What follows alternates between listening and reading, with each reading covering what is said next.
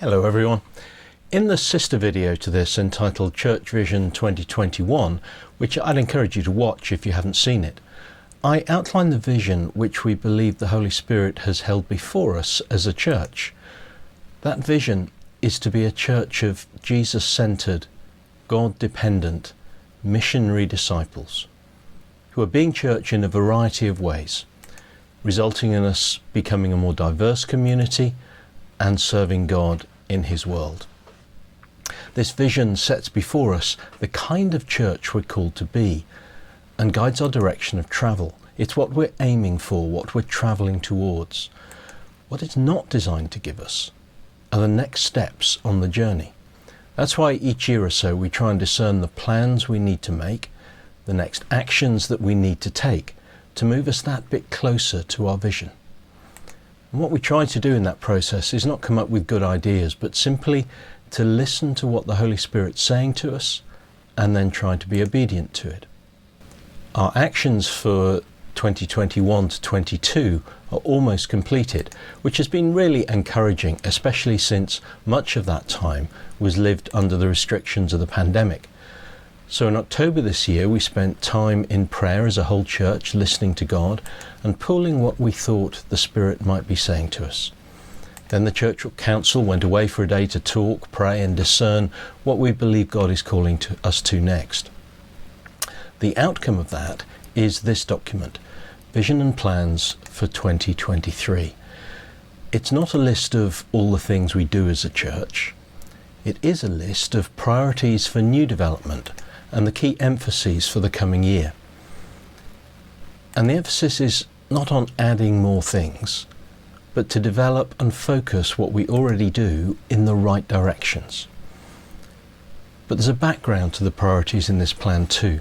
As people shared the things that they thought the Holy Spirit might be saying, two issues came up over and over again. And we've learned over the years that if you hear the same thing from multiple sources, then it's worth listening. The first was to put our relationship with Jesus first, returning, in the words of the book of the Revelation, to our first love. The second was that we're to be bold and courageous. So those things which we believe the Spirit said directly to us lie behind the Church Council's thinking and the plans we've made. So what are those plans? Under the heading of Jesus-centered, seeking to deepen our relationship with Jesus, we're going to focus on two particular things. One is to create oases where we can connect with Jesus afresh.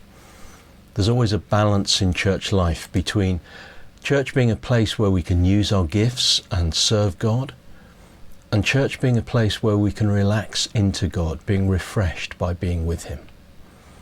And these oases, which will take a variety of forms, from our normal patterns of worship to mini retreats and experimenting with different spiritual disciplines, they will be places to be refreshed. We also want to put renewed energy into our small group system and build on the strengths it already has. Small groups are places for deep spiritual conversations, the type of conversations that inspire and can encourage us to grow. So we want to create a greater variety of groups that meet different people's personalities and lifestyles. And we'll also incorporate some leader training to increase the number of leaders we have available, all with the aim of having a greater proportion of church members benefiting from being part of a small group. Under God dependent, we want to continue to focus on developing our corporate prayer life. We call our main prayer meeting the boiler room because it's the powerhouse of our church's ministry. We need to keep our eyes focused on that. We'll also spend time encouraging and enabling people to find their right ministries. This is the balance to the oases, if you like, the serving to go with the receiving. And that will include setting up a system where you can have one-to-one conversations with someone to help you discern the right places for you to serve. Being missionary disciples is about helping others to meet Jesus. We've spoken before about our mission strategy and the cultures we want to develop as a church family that will enable people to encounter the living God for themselves. The first is to develop the culture of telling our stories, being used to talking about what God is doing in our lives. The second is to continue to serve our community in ways that build up a good reputation in the area. Maybe our greatest privilege and most profound responsibility is that people make judgments about Jesus based on how they see us. So a church's reputation matters. The third culture is that of developing new worshipping communities where people who are not used to the way we do church can engage. And we'll be starting a learning community in February for those who think they may be called to take some kind of leadership role in a new worshipping community. Alongside all of that is continuing to work on our culture of welcome and hospitality. So they're the key areas for spiritual development. But there are other things we need to do to support those ministries. For example, we've believed for a long while that creating a building that honours God and provides what we need to minister from is not only a good thing to do, but will actually run alongside our spiritual and our numerical growth. So we have a series of major refurbishment projects that you can see listed here. The biggest one being a total reordering of the worship area to make it a much more flexible and inspiring place. Those building projects will take a great deal of our energy and our financial resources over the coming year.